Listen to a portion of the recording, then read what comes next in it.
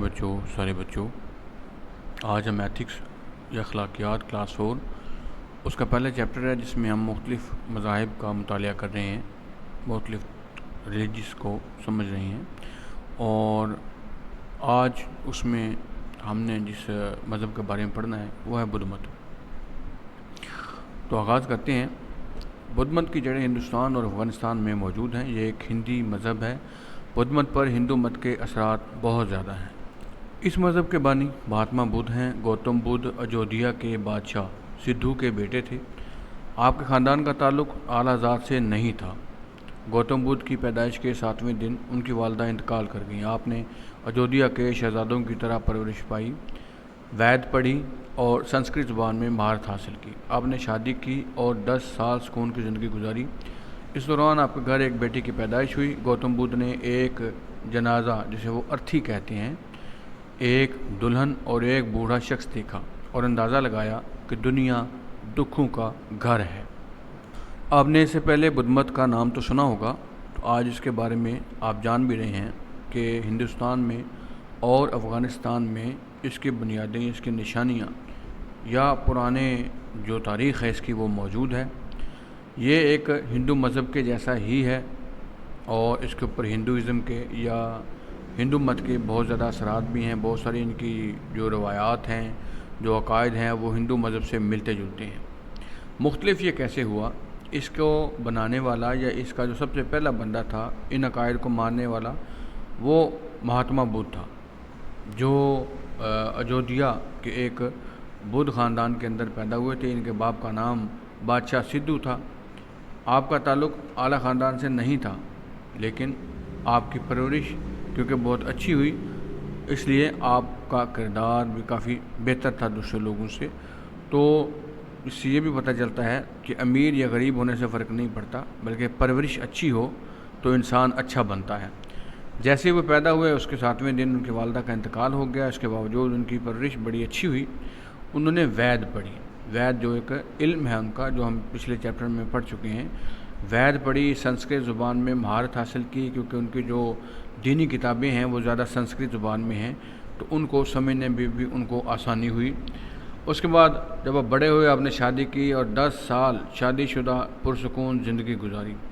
اس دوران آپ کے گھر میں ایک بیٹے کی بھی پیدائش ہوئی، لیکن ان سارے تجربات میں انہوں نے ایک جنازہ بھی پڑھا، اسے دیکھا یا ارتھی دیکھی، ایک دلہن دیکھی جس کا آگے جا کے بڑا خطرناک انجام ہوا تھا، ایک بوڑھا شخص دیکھا جس کی حالت بہت خراب تھی، ضعیف تھا بیچارہ، اس کی زندگی کے حالات بہت خراب تھے، اور اس سے اس نے اندازہ لگایا کہ یہ دنیا آپ جو بھی کر لو، بہرحال آپ کو دکھوں میں ہی سمیٹتی ہے، آپ کو خوشیاں بہت کم ملتی ہیں، دکھ ہی زیادہ ملتے ہیں، اس لیے یہ دنیا دکھوں کا گھر ہے۔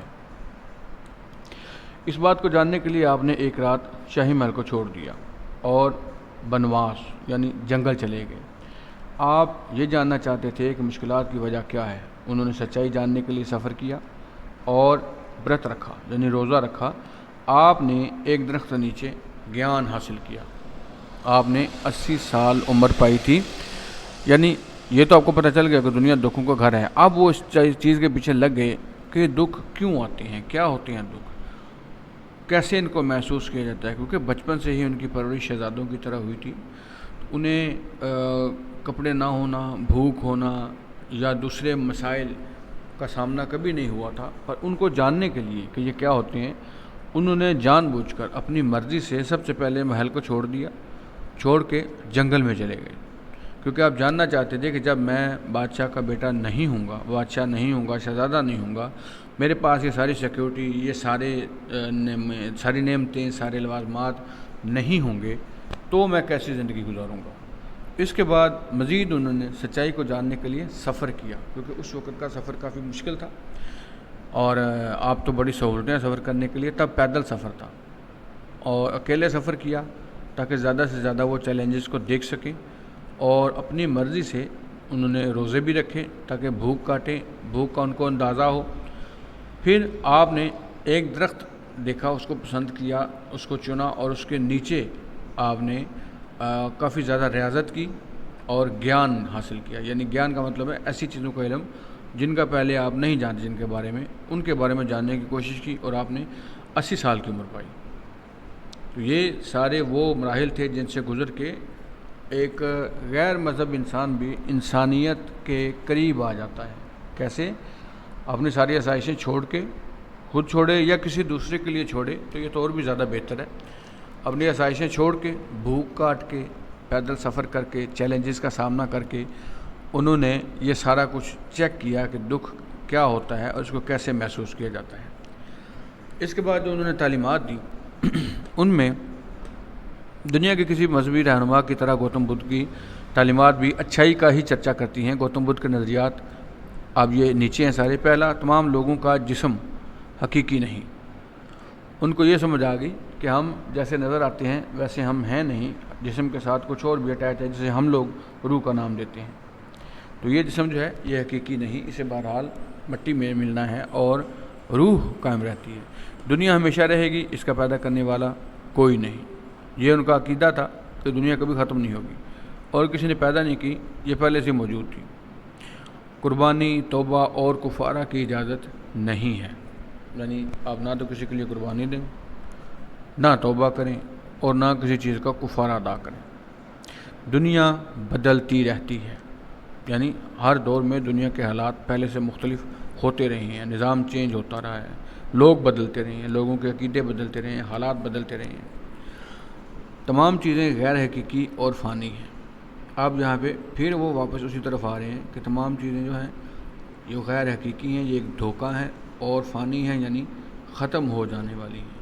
تو پتہ نہیں اس طرح سے انہیں اپنے ہی عقائد میں کوئی مماثلت نہیں تھی, ایک دوسرے کے مخالف تھے وہ. جیسے دنیا ہمیشہ رہے گی اور تمام چیزیں غیر حقیقی ہیں, یہ کنٹراڈکٹ ہے, یہ ان میں تضاد ہے. مہاتما بدھ نے 4 چیزوں کو زندگی کی بڑی حقیقتیں بتایا ہے. زندگی دکھ ہے اور دکھ خواہشات کی وجہ سے ملتے ہیں. خواہشات پر قابو پایا جا سکتا ہے جس کے لیے درمیانی راستہ اختیار کیا جا سکتا ہے. اس بات میں وزن ہے کہ زندگی کے جتنے بھی دکھ ہیں وہ اس لیے ہوتے ہیں کہ جو ہم چاہ رہے ہوتے ہیں ویسا نہیں ہوتا اور ہمیں دکھ ہوتا ہے. لیکن یہ بات بھی درست ہے کہ ہم اپنی خواہشات پر قابو پا سکتے ہیں. لوگوں کی خواہشیں ہوتی ہیں بہت بڑی کوٹھی بن جائے, بہت بڑی گاڑی مل جائے, کروڑوں کا بینک بیلنس ہو, وہ ساری زندگی اسی دوڑ میں لگے رہتے ہیں. لیکن جن لوگوں کی خوشیاں چھوٹی چھوٹی ہوتی ہیں وہ روزانہ خوش ہوتے ہیں, ان کے لیے خوشیاں ہر قدم پہ پڑی ہوتی ہیں. تو آپ اگر خواہشات پہ قابو پا لیں, خواہشات کو سمجھ لیں, یہی اس کا درمیانی راستہ ہوگا کہ نہ بہت زیادہ ہائی لیول کی آپ خواہشیں کریں, چھوٹی چھوٹی خوشیاں ہوں جو آپ کو روز ملیں اور آپ روز خوش ہوتے رہیں. خواہشات سے بچنے کے لیے انہوں نے کیا تاکید کی تھی دیکھتے ہیں. سب سے پہلے ہے صحیح علم اور عقیدہ رکھا جائے جو شک سے پاک ہو, یعنی جتنا آپ کو علم ہے وہ مکمل ہو, کنفرم ہو, تصدیق شدہ ہو, آپ کو پتہ ہو. خیالات پاکیزہ ہوں, برے خیالات سے بچا جائے. یاد رکھیے یہاں پہ کام کے نہیں خیالات کی بات ہو رہی ہے, خیالات تک پاک کیے جائیں, کیونکہ جب تک خیالات ٹھیک رہیں گے انسان برائی سے بچا رہتا ہے. خیالات خراب ہونا شروع ہو جائیں تو انسان کے قدم خود بخود برائی کی طرف چلنا شروع ہو جاتے ہیں. گفتگو نرمی اور سچائی سے کی جائے. تو آپ کوئی بھی بات کریں, آپ کا رویہ سخت نہیں ہونا چاہیے, نرمی سے بات کریں اور جو سچ ہو وہ بات کریں. امن کے ساتھ زندگی گزاری جا سکتی ہے. یہ بھی بہت بڑی حقیقت ہے کہ آپ جتنا اپنی زندگی کو پرامن رکھیں گے, دوسروں کے ساتھ بھی صلح صفائی رکھیں گے, آپ کی زندگی اچھی گزرے گی. کسی جاندار کو تکلیف نہ دی جائے. ہر جاندار جو اللہ کی مخلوق ہے, جسے اللہ نے پیدا فرمایا ہے, وہ ہمارے بھی یہی ایمان ہے کہ اللہ تعالیٰ نے کسی چیز کو بیکار پیدا نہیں کیا. تو کسی بھی جاندار کو تکلیف نہ دی جائے, خود پر قابو رکھا جائے. یہ ویسے بھی انسان کی شخصیت کا بہت بڑا اصول ہے کہ وہ اپنے اوپر, اپنے جذبات کے اوپر اور کسی بھی قسم کا ریئیکشن دینے سے پہلے, رد عمل دینے سے پہلے سوچے. اب ان باتوں کو پانے کے لیے انہوں نے مزید 4 مراحل بتائے ہیں. سب سے پہلے منزل کو پانے کا ارادہ کیا جائے. ایسا کرنے سے کامیابی ضرور ملتی ہے. منزل کو پانے کا ارادہ, آپ پہلے تو آپ کو پتہ ہو کہ میری منزل کیا ہے, ٹارگٹ کیا ہے, میرا مشن کیا ہے. اب اس کو پتہ ہو آپ کو اس کا، اور پھر اس کے بعد اس کا ارادہ کریں. جب ارادہ کریں تو آٹومیٹکلی آپ اس کے لیے محنت شروع کر دیں گے. اور محنت ایک ایسی چابی ہے جس سے ہر مشکل کا تالا آپ کھول لیتے ہیں. موت سے پہلے منفی خیالات ختم ہو جانے چاہیے. یعنی آپ کی موت اچھے خیالات میں، اچھی حالت میں ہونی چاہیے. جو لوگ اس دنیا میں جنم نہیں لیتے وہی توہمات سے آزاد ہوتے ہیں. ایسے لوگ جو اس دنیا میں جنم لیتے ہیں، یعنی وہ اس دنیا ہی کو سب کچھ سمجھتے ہیں، اسی دنیا کے لیے ہوتے ہیں اور اس دنیا سے اتنا پیار کرتے ہیں، اور یہ دنیا کے حالات تو ہر وقت تبدیل ہوتے رہتے ہیں. تو جب جب حالات بدلتے ہیں ان کے اندر ایک ڈر پیدا ہوتا ہے. اس ڈر کی وجہ سے ان کے کئی عقائد آپس میں تبدیل ہوتے رہتے ہیں. اسی کو توہمات کہتے ہیں، کہ کسی ایسی چیز پہ یقین کرنا جس کا حقیقت سے تعلق نہیں ہے. تو جو لوگ اس دنیا میں جنم نہیں لیتے، یعنی اس دنیا سے محبت نہیں کرتے اور اس دنیا ہی کو سب کچھ نہیں سمجھتے، وہی لوگ تو ان وہموں سے، توہمات سے آزاد ہوتے ہیں. آگاہی اور موت کے درمیانی وقفے میں انسان نروان حاصل کر لیتا ہے. آگاہی یعنی جب انسان میچور ہو جاتا ہے اور اس کو سمجھ آ جاتی ہے کہ زندگی کیا ہے، زندگی کی حقیقت کیا ہے اور اس کا اینڈ کیا ہے، آخر کیا ہے اس کی. تو جب تک اس سے آگاہی نہیں ہوتی، اس سے لے کے موت آنے تک کے وقفے میں انسان ایک خوش و خرم زندگی گزارتا ہے، نروان حاصل کر لیتا ہے. لیکن جیسے ہی انسان کو اس چیز کا ادراک ہوتا ہے کہ میں فانی ہوں، دنیا فانی ہے، سب چیزوں نے آخرکار ختم ہو جانا ہے، تو اس کے اوپر غم چھا جاتا ہے، دکھ چھا جاتا ہے. امید ہے آپ کو بدھ مت کے بارے میں سمجھ آ گئی ہوگی. اس کے بانی کا ان سے کیسے بنا اور انہوں نے کیسے یہ سارے پریکٹیکلز کیے، تجربات کیے اپنے اوپر، اپنی ذات کے اوپر، اور یہ ساری چیزیں حاصل کیں، اور یہ خیالات، یہ عقائد اور یہ قوانین انہوں نے ایجاد کیے. پھر قوانین کے اوپر آپ نے کیسے عمل کرنا ہے یہ بھی بتایا. تو ان ساری چیزوں کی آپ کو سمجھ آ گئی ہوگی. اپنا اور اپنے چینل کا بہت سا خیال رکھیے گا. اللہ حافظ.